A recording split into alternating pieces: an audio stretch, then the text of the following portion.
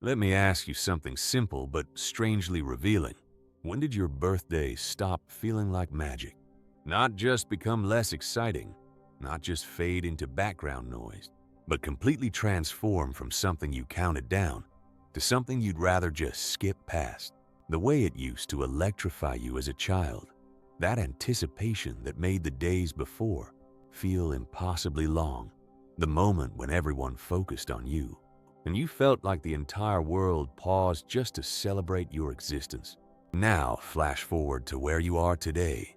The same date arrives each year, but it passes like any ordinary Tuesday. You wake up, scroll through a few notifications, maybe your family sends a message, and then you continue with your day. You tell people it's no big deal. You insist you don't really celebrate anymore. You shrug and say it's just another rotation around the sun. But is that completely true? Because beneath that casual dismissal, beneath that practiced indifference, there's frequently a quieter, more complex narrative unfolding. Here's what most people don't understand. People who treat their birthday like just another day aren't emotionally numb, disconnected, or ungrateful. Actually, they're often among the most introspective individuals you'll meet. The ones who've learned to hide their expectations, because disappointment has been an effective teacher. Psychologically, birthdays function as emotional reflections.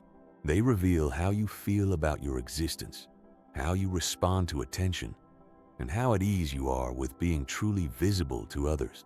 When someone declares, "My birthday doesn't matter to me," what they're frequently communicating is, "I've moved beyond needing validation from others."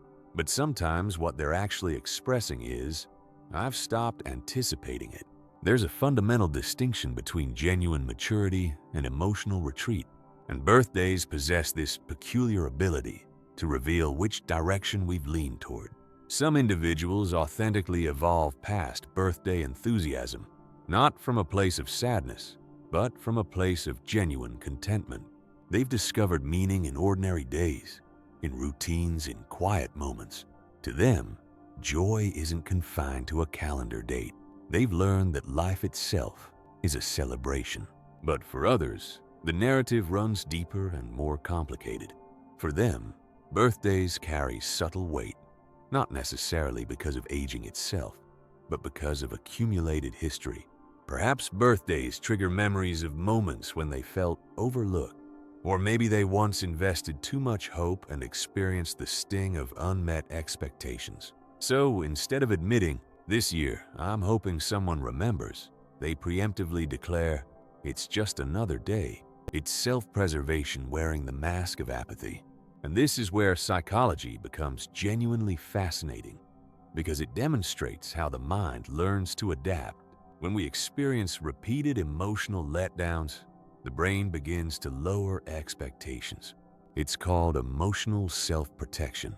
You minimize anticipation to sidestep disappointment. You condition yourself not to hope too loudly. And while that might sound melancholic, it's actually a demonstration of emotional intelligence, a strategy for maintaining equilibrium. The brain prioritizes stability over excitement when excitement has historically led to pain. But here's the complicated twist. Over time, that same protective mechanism can quietly diminish your capacity for joy. The heart that once shielded itself develops an overly cautious approach. You begin moving through your own life like a visitor at someone else's celebration, present, observant, but emotionally distant. Consider how many people smile and casually mention, "Oh, I don't really celebrate birthdays anymore." But later that evening, they quietly review the day in their minds, noting who didn't reach out, who forgot completely, who said nothing at all. We all engage in this mental inventory. Even those who insist they're above caring because caring is fundamentally human. Even pretending not to care is a form of caring, just inverted, compressed, concealed beneath a shell of composure. Psychologists identify this as avoidant validation behavior. It's when you convince yourself you don't require recognition because part of you fears not receiving it. And it frequently develops in individuals who, at some juncture, learned that emotional needs were burdensome, that it was simpler to need nothing than to risk disappointment again. So when you encounter someone who treats their birthday like any mundane day, don't automatically assume they're emotionally detached. Sometimes they've simply made peace with disappointment. They've traded excitement for control. But control carries its own cost, because underneath the composed exterior of "it's just another day" exists an emotional reality we all share.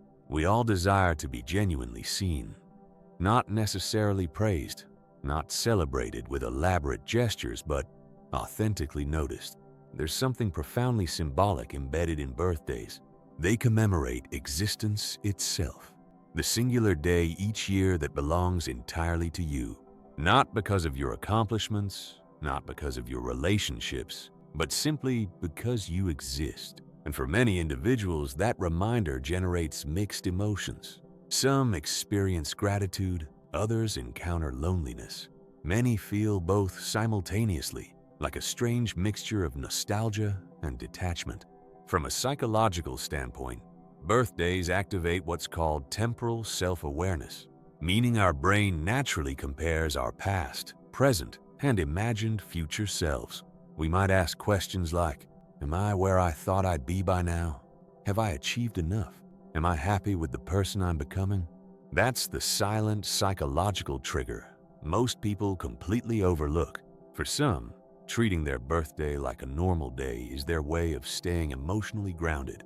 It's their way of keeping time from feeling too heavy. If I don't make it significant, they reason, then it won't feel like another year disappearing. There's also something cultural embedded in this shift. In childhood, birthdays serve as social milestones. They connect us to belonging, to community. But in adulthood, that spotlight frequently feels uncomfortable. Many adults quietly wrestle with the tension between wanting to be noticed and wanting to avoid seeming needy. And that inner conflict manifests subtly in how they approach their own birthday. Because here's what transpires beneath the surface.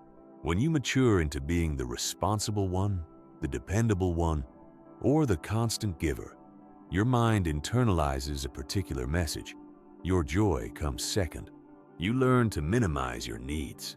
You become the person who remembers everyone else's important days, but somehow forgets your own. And gradually, your birthday begins to feel irrelevant. You're not even certain what you'd do if someone organized something elaborate. It feels awkward, perhaps even unnecessary. But the truth is that discomfort with being celebrated isn't humility. It's emotional fatigue. Deep down, many of these people still crave to feel seen, but not in the loud way. They don't want attention. They want understanding. They want someone to remember not just their date of birth, but who they've been becoming all year. Because that's the paradox of emotional maturity. The more emotionally self-reliant you become, the more challenging it feels to receive love without skepticism. So birthdays transform into neutral territories, spaces where vulnerability would typically emerge, but gets substituted with practicality. It's fine, you say. Let's just get through the day. But behind that measured tone, the mind is processing numerous emotions simultaneously. Nostalgia for childhood wonder, subtle grief over lost connections, gratitude for surviving another year, and a gentle longing for simplicity, for the kind of joy that used to arrive effortlessly. Birthdays function as temporal landmarks, meaning they serve as mental reset points where we naturally reflect on our past and future. A University of Pennsylvania study found that people are more likely to engage in goal setting and self-improvement after a temporal landmark like a birthday, because it creates a psychological separation between the old self and the new self. Psychologists refer to birthdays as moments where time feels more visible, more symbolic. We treat them as checkpoints, transitions, even identity mirrors. And sometimes that reflection is uncomfortable. That's why, for certain people, birthdays feel like mirrors rather than parties. They illuminate the silent distance between expectation and reality. And rather than confront that reflection directly, people prefer to minimize the day altogether. But it's not indifference, it's introspection. It's the human mind requesting, give me space to process my own timeline. So, if you've ever felt strange about your birthday, like you're supposed to experience something you simply don't, understand that it's completely normal. You're not ungrateful or emotionally disconnected. You're simply aware. You're aware that time is advancing. You're aware that validation feels different now.